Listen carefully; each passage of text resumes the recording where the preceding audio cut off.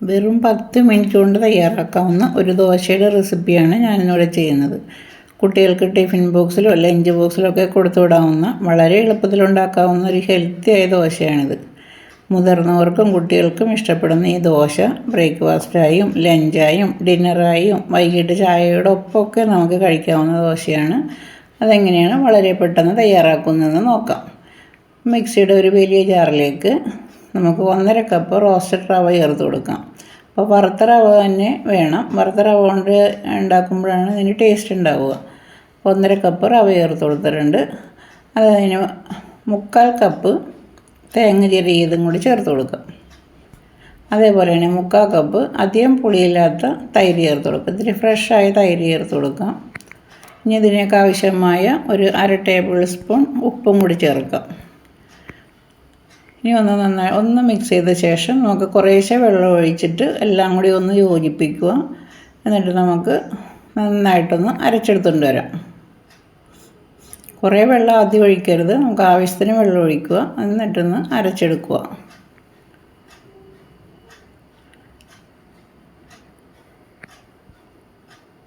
അപ്പോൾ അരച്ചെടുത്തുകൊണ്ട് വന്നിട്ടുണ്ട്. നമുക്കൊരു ബൗളിലേക്ക് അത് മാറ്റാം. ഇനി നമുക്ക് വേണ്ടത് ഒരു ക്യാരറ്റ് ഗ്രേറ്റ് ചെയ്തതും ഒരു ക്യാപ്സിക്കത്തിൻ്റെ ഒരു കഷ്ണം അത് ചെറുതായിട്ടൊന്ന് നുറുക്കി വെച്ചിട്ടുണ്ട്. കുറച്ച് മല്ലിയില ഇത് നന്നായിട്ടൊന്ന് അരിഞ്ഞ് വെച്ചിട്ടുണ്ട്. ഇനി നമുക്കിത് ഇതിലേക്ക് ചേർത്ത് കൊടുക്കാം. മാവിലേക്കൊന്ന് ചേർത്ത് കൊടുക്കാം. ക്യാപ്സിക്കം വളരെ പൊടിയായി അരിഞ്ഞ് ചേർത്ത് കൊടുക്കുക. എല്ലാം കൂടി ചേർത്ത് നന്നായിട്ടൊന്ന് മിക്സ് ചെയ്യുക. അപ്പോൾ അധികം വെള്ളം ചേർക്കരുത്. നമുക്കിതൊന്ന് മിക്സ് ചെയ്ത ശേഷം എത്ര വേണമെന്ന് നോക്കിയിട്ട് മാത്രം വെള്ളം ചേർക്കുക. അപ്പോൾ അധികം വെള്ളം ഒഴിച്ച് കഴിഞ്ഞാൽ ഈ ദോശ പൊട്ടിപ്പോവും. അപ്പോൾ നന്നായിട്ടൊന്ന് മിക്സ് ചെയ്യുക. ഈ സമയത്ത് ഉപ്പ് ആവശ്യമുണ്ടോ എന്നൊക്കെ നോക്കുക. അപ്പോൾ എനിക്ക് കുറച്ച് വെള്ളം കൂടി ആവശ്യമായിരുന്നു. അപ്പോൾ മിക്സിയുടെ ജാറ് കഴുകി കുറച്ച് വെള്ളം കൂടി ഒഴിച്ചിട്ടുണ്ട്.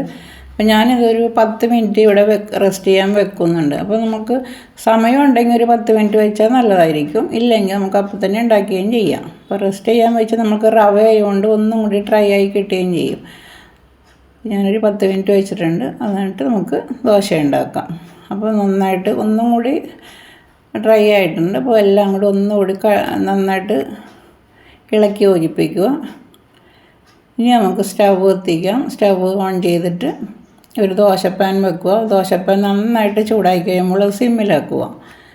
എന്നിട്ട് നമുക്ക് ഒരു തവി മാവെടുത്ത് ഇതേപോലെ ഒഴിച്ച് ഒന്ന് പരത്തിയെടുക്കുക. സ്റ്റവ് എപ്പോഴും സിമ്മിൽ വെക്കുക. എന്നിട്ടൊന്ന് അടച്ച് വെക്കുക. ക്യാരറ്റും ക്യാപ്സിക്കും ഉള്ളതുകൊണ്ട് ഒന്ന് അടച്ച് വെക്കണം. അപ്പോഴേ അതിൻ്റെ ക്യാപ്സിക്കും ക്യാരറ്റൊക്കെ വേകുള്ളൂ. 1 മിനിറ്റ് കഴിയുമ്പോൾ ഒരു വശം ഡ്രൈ ആയി കഴിയുമ്പോൾ അതിലേക്ക് കുറച്ച് വെളിച്ചെണ്ണയോ നെയ്യോ എന്തെങ്കിലും ഇതുപോലെ തടയി കൊടുക്കുക. അപ്പോൾ വെളിച്ചെണ്ണയൊക്കെ നിങ്ങളുടെ ആവശ്യത്തിന് തടയി കൊടുക്കുക. അപ്പോൾ വെളിച്ചെണ്ണ നെയ്യൊക്കെ ഉണ്ടെങ്കിലാണ് ഇതിന് ടേസ്റ്റ് കൂടുതൽ കിട്ടുക. ഇനി ആ വശം പാകമാകുമ്പോൾ ഒന്ന് തിരിച്ചിട്ട് കൊടുത്തിട്ട് ആ വശവും ഒത്തിരി വെളിച്ചെണ്ണ തടയി കൊടുക്കുക. അപ്പോൾ വെളിച്ചെണ്ണ ഇതുപോലെ ഒന്ന് തടയി കൊടുക്കുമ്പോഴാണ് നല്ല ടേസ്റ്റ് വരിക. നല്ല മൊരിഞ്ഞ് കഴിയുമ്പോൾ നല്ല ടേസ്റ്റ് ആയിരിക്കും ഇതിന്. അപ്പോൾ ഇത്രയേ ഉള്ളൂ, നമ്മുടെ ദോശ റെഡി ആയിട്ടുണ്ട്. വളരെ സോഫ്റ്റായ നല്ല ഭംഗിയുള്ള ദോശ നമുക്ക് കിട്ടും. ഇത് രാവിലെ നമുക്ക് പെട്ടെന്ന് തന്നെ ഉണ്ടാക്കാൻ പറ്റും. നമുക്ക് ഓഫീസിലേക്ക് പോകുന്നവർക്കൊക്കെ ആണെങ്കിലും വളരെ തിരക്ക് പിടിച്ച സമയത്തിലൊക്കെ ഇതൊക്കെ പെട്ടെന്ന് ഉണ്ടാക്കാൻ പറ്റും. അപ്പോൾ ഇത്തിരി റവ ഉണ്ടെങ്കിൽ ഒന്ന് അരച്ചെടുത്ത് കഴിഞ്ഞാൽ വേഗം തന്നെ ഉണ്ടാക്കാം. കുട്ടികൾക്ക് ബ്രേക്ക്ഫാസ്റ്റായിട്ട് കൊടുക്കാം.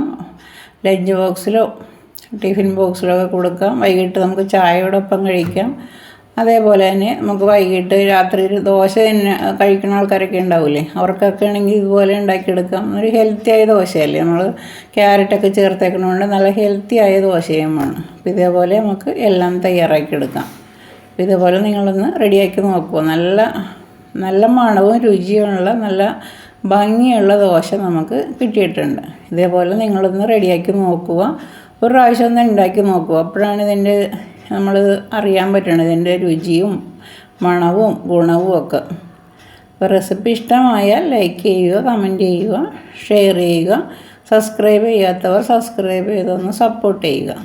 അതേപോലെ തന്നെ നിങ്ങളൊന്ന് ഉണ്ടാക്കി നോക്കുക. കുട്ടികൾക്കൊക്കെ ഒന്ന് കൊടുത്തു നോക്കുക. കുട്ടികൾക്കൊക്കെ വളരെയധികം ഇഷ്ടപ്പെടുന്ന നല്ലൊരു ദോശയാണിത്.